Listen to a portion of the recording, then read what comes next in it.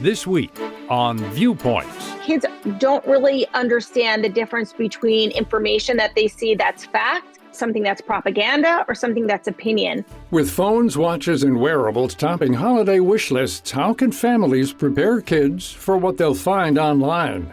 Then, I've seen couples who are on the brink of divorce based on a presidential election.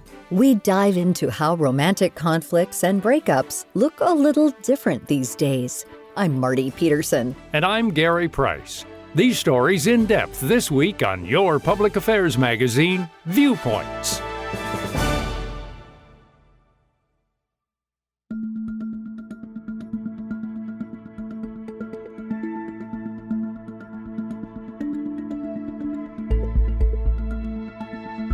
Every December, there's one gift category that's consistently popular for the holidays: new tech. Smartphones, iPads, smart rings, even smartwatches designed just for kids. Go back 20 years, and many of us were living in the tech stone age. From mini iPods to physical keypad flip phones, these devices were simple. Today, our smartphones unlock instant access to anywhere and everywhere, and many kids are getting these keys as early as third grade. A recent study from Pew Research Center shows that the median age when kids receive their first phone is now just 9 years old. In recent years, there's been a lot of debate about exactly when is the right age to give your child a phone. How young is too young? It used to be the American Academy of Pediatrics recommended 1 hour a day of screen time or 2 hours a day for older kids. But the truth of the matter is nowadays that's actually impossible. Kids are on their computer for school. They're on their computer when they come home for their homework. And that's also how kids are socializing. And the pandemic just escalated that. So it's more now about talking about screen free time and how we can build that into our day because screens are just ubiquitous. They're everywhere. That's Catherine Perlman, a licensed clinical social worker and the author of the book First Phone, A Child's Guide to Digital Responsibility, Safety, and Etiquette. She says every family is different, but waiting until high school to hand over that first device isn't as common as it once was. Far fewer places have public phones now, and more kids and teens rely on their phones for after-school and weekend activities, navigation, and staying safe, like if they're walking home from school alone. We used to say wait as long as possible, but 13, 14 is actually way too late. First of all, they've already had access on their iPads or their friends' phones by that time. And they're also much less likely to be interested in hearing from their parents or being educated or being monitored at 13 and 14. So I think somewhere between 10, 11, 12 is a great age going into middle school. Some kids, it might make sense for the kid and the family a little earlier. And for some kids, maybe a little later, but around sixth grade is a great time. With the new device comes a different kind of responsibility. Kids and teens are navigating group chats, unfamiliar apps, and are vulnerable to social media algorithms designed to keep them swiping. That's why Perlman stresses that adults should set accessibility and privacy settings right when they unwrap the new phone. These things are really helpful because honestly, phones and apps, they're made to draw our attention in. There's so many bells and whistles. There's so many notifications. And so it's really hard to just on our own merit put the phone down and leave it down. So we need those things. And the other thing is to limit notifications. Kids absolutely do not need to be notified when somebody likes something or shares something of their content. They don't need to have texts coming through all the time unless it's from the people that you identify as the most important. So even just limiting that, then it means that kids are not just going to be glancing at their phone all day, every day, because they're notified all the time. But maybe they're just doing it when they have a downtime or they have some free time or it is screen time. Then they can go on and look at those things. Some phones also offer dashboards that show what kind of content your child is viewing, who they're interacting with, and how much time they're spending online. According to a 2023 report by Common Sense Media, the average U.S. teen now racks up almost 9 hours of screen time every day. And this doesn't count time online for homework. Meanwhile, the American Academy of Pediatrics warns that having a phone in the bedroom is linked to shorter sleep duration and poorer sleep quality in kids and teens. Pediatricians recommend keeping devices out of the room overnight whenever possible. And these rules also apply to adults, too. Experts say that beyond physical settings and limits, kids take their biggest cues from the behavior modeled around them. If parents struggle to disconnect themselves, it's hard to expect kids to follow stricter boundaries. Perlman says it's important to make space for open and non-judgmental conversations about being online. Browse with your kids, see what they're interested in, do it with them, talk to them about likes and shares and comments and how that can go wrong and how our self-value comes from doing other things, and have those discussions long before they get their own social media. And then by the time they are 13 and they maybe dabble in one or two, you don't have to give them all. And maybe, again, you do it with them and you monitor it with them so that they can build good habits. And then you can set them a little bit more free to do as they want when they're 16, 17 years old. Privacy and adult content restrictions are also important. On an iPhone, you can go in and limit TV or movie show viewings to only show selections with specific ratings, like G or PG. This also applies if you want to filter out videos, podcasts, or movies with explicit content. Google's Safe Search and YouTube's Supervised Experience offer similar settings. Kids are curious, so it's just natural inclination to just, let me just Google this word I heard that I don't even know what it means, or something silly with my friends. But the problem is sometimes that can bring up something that kids aren't ready for. It could be pornography, it could be upsetting images. And the other thing is kids don't really understand the difference between information that they see that's fact, something that's propaganda, or something that's opinion. And so it's helpful to give kids some guidelines about, first of all, being mindful about what you Google. Stop for 1 second and say, is this something I'm ready for? If you do see something that's upsetting, that say it's okay to talk to a grown-up about it. And as a parent, say, I will remain calm. I promise I will not freak out, but you can always come to me and I will help you through that. And I will not shame you or embarrass you for something that is a healthy inclination to be interested in things and to look something up online. Kids also need to know how to react when something feels off. That includes inappropriate messages, bullying, or unexpected contact from strangers, and the risks have amplified these days.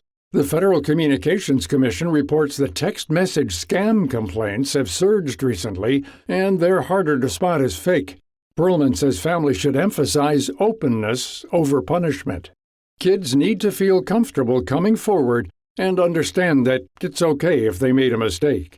We're getting notifications that, UPS needs something or Netflix needs our password, and that's not really coming from those companies. And I think the best way to educate kids is to show them real life examples of these things. So if you get something that looks fishy, show it to your kid and explain, I took a second to look at the sender and it's not a real website, so I didn't click on it. Or I know that no one will ever ask me for my password on a text messages, so I knew that that wasn't real. As a parent, it might feel like this is a lot of information at once to go through with your child, but Perlman says it shouldn't be approached as a one-and-done conversation, but rather viewed as a continuous, open dialogue.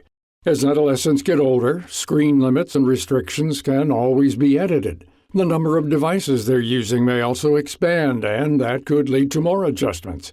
At the end of the day, there is no universal right age, device, or rule book, but there are strategies that can help parents feel more confident in their child's safety, development, and well-being.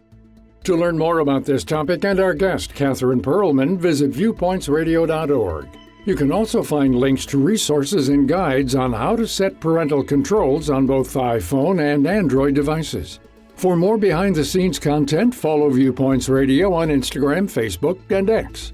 This segment was written by our executive producer, Amira Zaveri. Our studio manager is Jason Dickey. I'm Gary Price.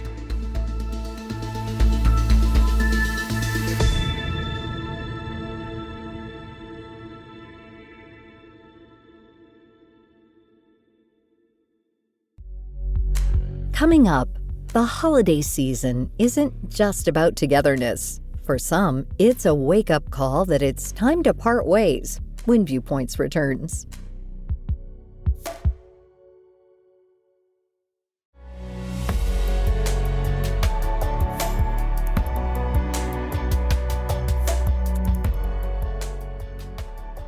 Breakups have always been brutal. There's no arguing that fact. But over the last few years, they're happening in a very different world, one that's shaped more by social media, polarized politics, and shifting world perspectives. For some, this month especially can be a ticking time bomb if your relationship is already on the rocks. The holidays and end of year can bring up questions like, whose family are we visiting? What do we want to accomplish next year? And maybe, where is this relationship really going? If the answer to this last question leads to a serious conversation and decision, the fallout can feel overwhelming. The full gamut of emotions that pour out may feel like a never-ending waterfall of pain. The grief we experience from breakup initially most often arises because we have positive memories of the relationship. People grieve because they remember when things were different and enjoyable, and it's the positive memories that haunt us. That's Mary Lamia, a clinical psychologist who's well-versed in helping people through relationship troubles, breakups, and divorces. But initially, there is this sense of unreality, just like it is with loss from death, where the breakup seems hard to accept. And it's not because people want to deny the loss. It's just because the human brain needs time to reconcile clashing information. There's our memory and our current circumstances, and they're very different. Memory tells us the person's in our life, but presently we know they're gone. And it's hard to put that together in our mind. I mean, people go to sleep and they wake up and they think they're in a relationship still, and then they remember, oh, we broke up, and the heartache comes.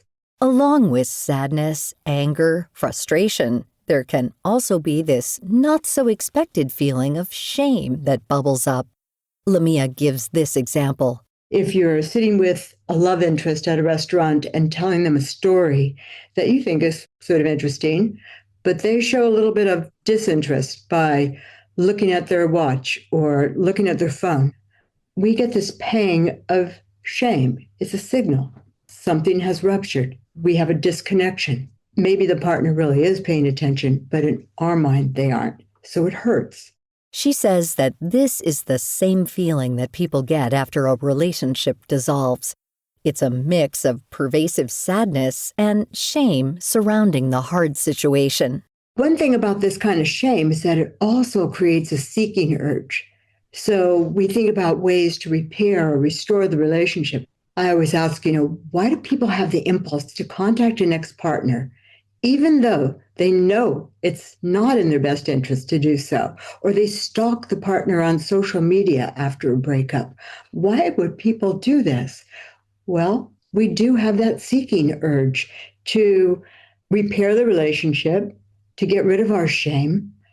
And so we look, and we look for them, and we look for signs. Do they still like us? Do they still care? Are they with somebody else? And that's just what shame makes us do. And these days, many breakups aren't just internal experiences anymore. Many play out publicly through social media posts, algorithms, group chats, and sometimes total strangers weighing in.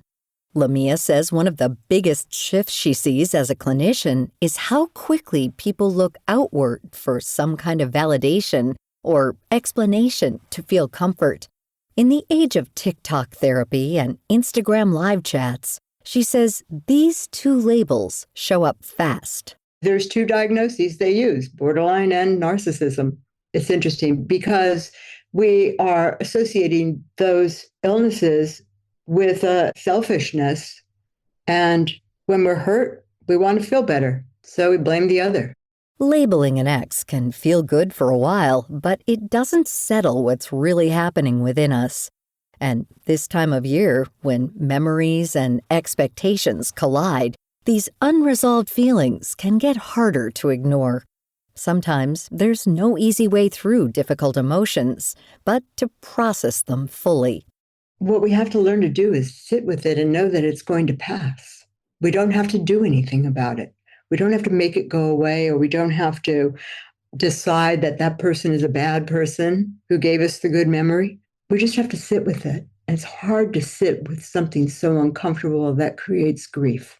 It's not a quick process, but giving those feelings room to settle is what can bring clarity. And for listeners who aren't breaking up but maybe questioning their relationship's future, Lamia says there's no straightforward equation that can say for certain. However, she does highlight one signal she sees over and over again. One standard sign of wanting to end a relationship is when your interest is failing. Without having interest, and interest is a very primary emotion, it keeps us focused. And so if you are disinterested in somebody and what they say or what they do, your love has waned. It's nothing new that even the strongest relationships and marriages can fall apart. Sometimes what pushes a relationship in a new direction is a shift in one partner's fundamental beliefs, life goals, or worldview. One of the things I've noticed in the past number of years is just how much political beliefs are reflected in a relationship and how they can divide people. And teaching couples how to navigate through different political beliefs they each have is tricky. Lamia says that it's not always about agreeing or disagreeing. It matters more if a partner is willing to listen and come to the table with respect, understanding, and curiosity about where their partner is coming from. It's all about interest. Can we have an interest in why they believe what they do? I don't ever see these couples saying to each other, well, how do you think you ever got to this place where you believe this ideology? How did you get it? What were your parents like? Or was there something that happened to you? Or is there something in your life, or were there many things in your life where this just fit better than having the other political position? People tend to get very passionate and protect what they believe rather than have an interest in the other's belief. And that's all it would take, is just having some interest. Whether you're dealing with a breakup, going through a rough patch with your partner, or are perfectly happy in your relationship, or lack thereof, Lamia says that conflict and grief are part of life.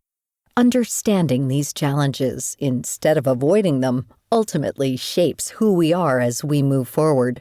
I've seen couples who are on the brink of divorce based on presidential election. And it was amazing once they were able to show this interest in why the other person believed what they do, how they just calmed down. It was okay. They didn't like it necessarily, but it was okay.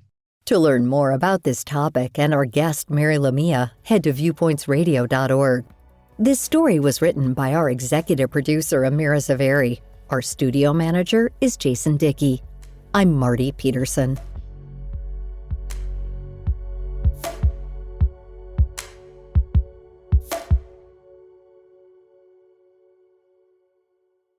Viewpoints returns in just a moment.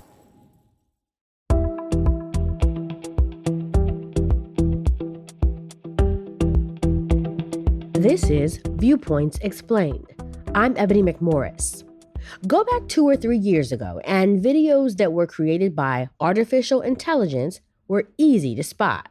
Today, they're far more refined, making it harder to figure out what's real and what's not. For example, new video creation platforms like ChatGPT's Sora are able to quickly produce hyper-realistic humans that move and talk just like we do. If you're watching a video online, here are some easy tells that it's probably not real. Experts say these videos often show strange blinking patterns or eye movements that don't track with what the rest of the face is doing. Hands are another giveaway. In many clips, people have the wrong number of fingers, or the fingers themselves are too long or misshapen. Weird lighting can also be a red flag.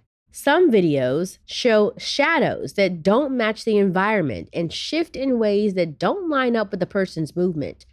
AI can create weird text in the video by displaying wrapped letters, odd spellings, or glitchy captions. Beyond visual clues, it also helps to question the circumstances around the clip. Videos that appear out of nowhere, arrive just as the story is breaking, or come from accounts with little activity deserve a second look. Check whether reputable, well-known newsrooms or local officials are reporting the same event, or if the clip seems to stand alone. As AI continues to evolve and grow, building these habits will be more important than ever. That's Viewpoints Explained for this week. More in a moment.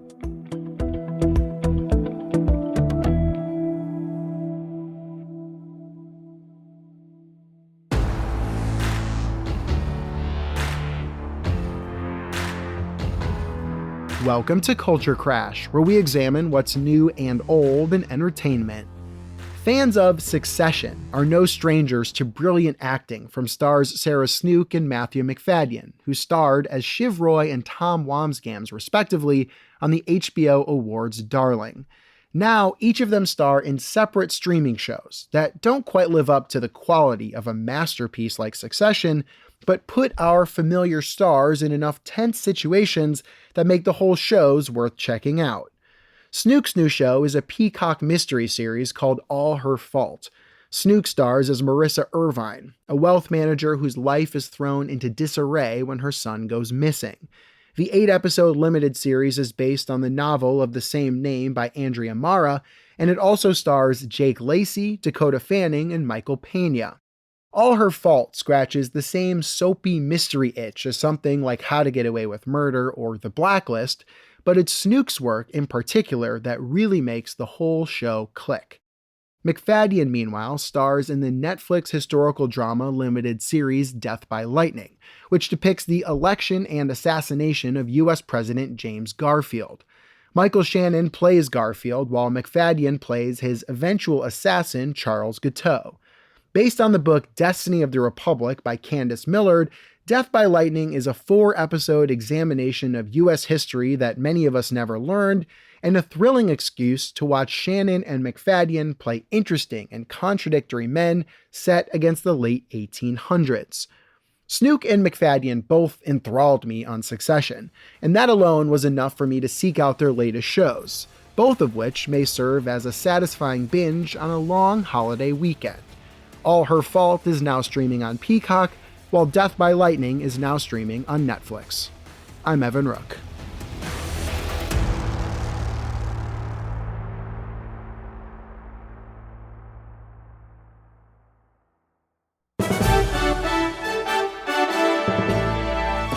And that's Viewpoints for this week. Follow us on Twitter, Facebook, and Instagram to learn more about upcoming shows and find a library of past programs on Apple Podcasts, Google Play, and Spotify. Plus, you'll always find previous segments and more information about our guests at viewpointsradio.org. Join us again next week for another edition of Viewpoints.